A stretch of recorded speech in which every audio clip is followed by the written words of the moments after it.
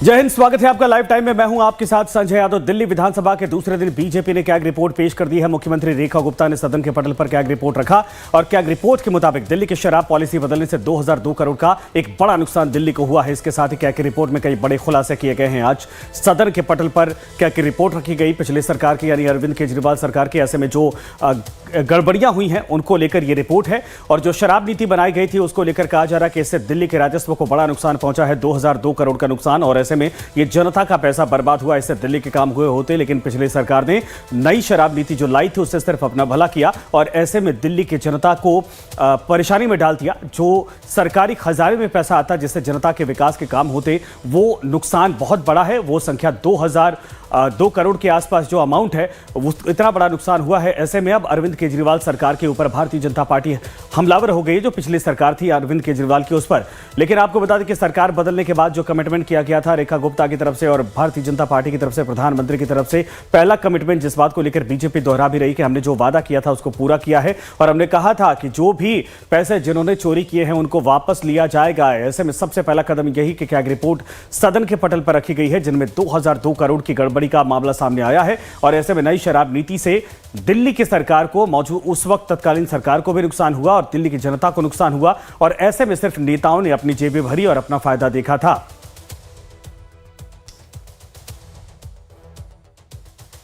राष्ट्रीय राजधानी क्षेत्र दिल्ली सरकार से संबंधित भारत के नियंत्रक एवं महालेखा परीक्षक का दिल्ली में शराब के विनियम और आपूर्ति पर निष्पादन लेखा परीक्षा प्रतिवेदन वर्ष 2024 का प्रतिवेदन संख्या नंबर 1 की प्रतियां सदन पटल पर प्रस्तुत करती हूं।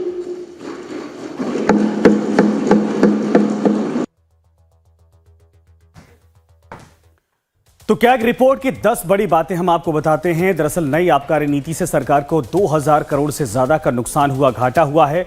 पहले एक व्यक्ति को एक लाइसेंस मिलता था और नई नीति में 2 दर्जन से ज्यादा लाइसेंस की अनुमति दे दी गई। कोई भी निजी कंपनी रिटेल लाइसेंस ले सकती थी। कमीशन 5% से बढ़ाकर 12% कर दिया गया था। आर्थिक या आपराधिक रिकॉर्ड नहीं जांचे गए उन कंपनियों के और व्यक्तिगत जिन्होंने लिया था। लाइसेंस देने में राजनीतिक दखलंदाजी पूरी तरीके से इसमें देखी गई थी। शराब की क्वालिटी से भी समझौता किया गया था। लोगों की जो शराब लोगों को दी जा रही थी उसकी क्वालिटी से भी समझौता किया गया था। एमसीडी और डीडीए की अप्रूवल इस दौरान नहीं ली गई थी। शराब दुकानें गलत जगह पर खोली गई थी। ये बड़ी बातें, 10 आरोप लगाए गए हैं। क्या कि रिपोर्ट के आधार पर जो सामने आया है कि जितने भी मापदंड थे उनको दरकिनार कर दिया गया था। उधर बीजेपी की तरफ से पेश की गई कैग रिपोर्ट का हवाला देते हुए आतिशी ने बीजेपी पर ही निशाना साधा। आतिशी ने कहा कि पुरानी शराब नीति के दौरान हरियाणा से शराब स्मगल कर दिल्ली लाई गई और क्या कहा है आतिशी ने, सुनिए। आम आदमी पार्टी की सरकार ने बार बार बताया कि किस तरह से ओल्ड एक्साइज पॉलिसी में हो रहे भ्रष्टाचार की वजह से, ब्रांड पुशिंग की वजह से लगातार हरियाणा से, यूपी से स्मगल होके शराब दिल्ली में आती रही। और आज आम आदमी पार्टी सरकार की इस बात पर सीएजी की इस रिपोर्ट ने मोहर लगा दी है कि ओल्ड एक्साइज पॉलिसी जो 2017 से 2021 तक चली उसमें हर प्रकार का भ्रष्टाचार हुआ। क्या कहती है ये सीएजी रिपोर्ट?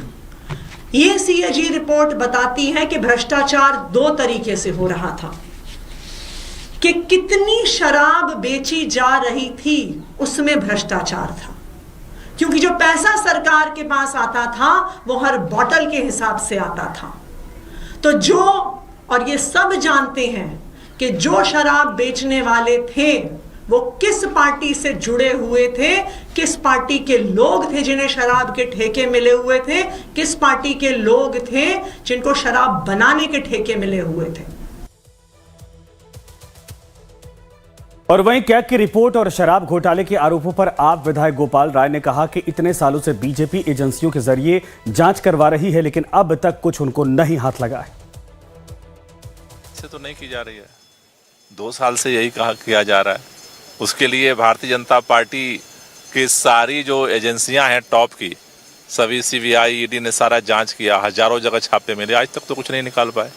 नेताओं को उठा करके बिना परमिशन के जेल में डाल दिया गया। सारे असंवैधानिक तरीके अपनाने के बाद भी 2 साल से सारा एजेंसियों को खंगालने के बाद भी आज तक तो कुछ मिला नहीं। लेकिन लोग, हमारी तो जांच हो रही है और हम जांच के लिए तैयार भी हैं। लोग जानना चाहते हैं कि जो पूरे देश नहीं पूरे दुनिया में मोदी जी और अदानी की जो भ्रष्टाचार की बात हो रही है उसकी जांच कब होगी? उस पर भाजपा बोलने को तैयार नहीं है।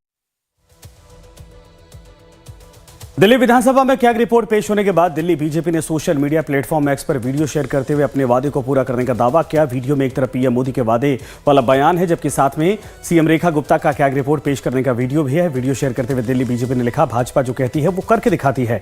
चुनाव से पहले मोदी जी ने कहा था कि पहले सत्र में कैग रिपोर्ट सदन के पटल पर रखेंगे, पहले ही सत्र में पूरा अपना वादा कर दिया है।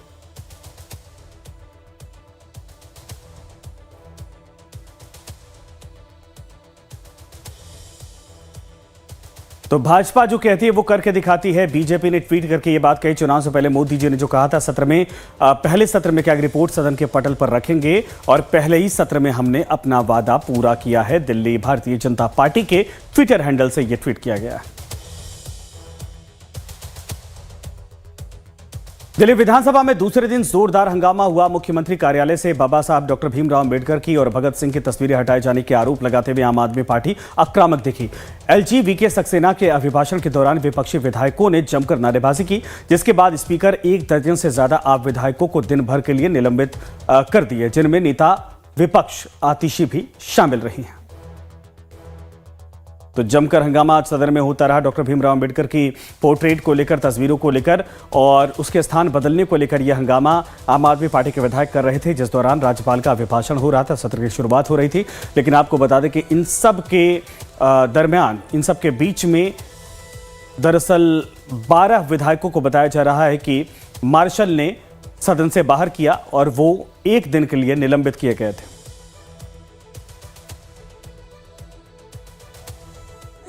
अनिल झा को पूरे दिन के लिए, जरनैल सिंह को पूरे दिन के लिए, विशेष रवि को पूरे दिन के लिए, सोमदत्त को पूरे दिन के लिए, ये 5 मेंबर को पूरे दिन के लिए सदन से निष्कासित किया जाता है।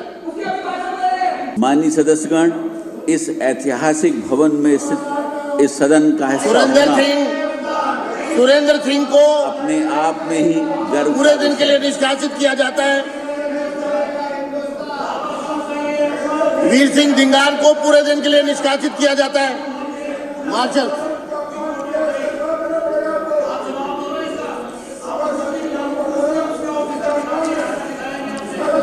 मुकेश अहलावत को पूरे दिन के लिए सदन से निष्कासित किया जाता है। इनको पूरे दिन के लिए बाहर किया जाए। मार्शल दोनों को बाहर किया जाए। कुलदीप कुमार को बाहर करिए।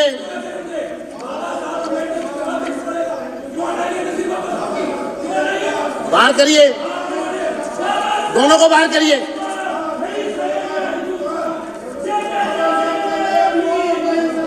चौधरी जुबैर अहमद को बाहर करिए।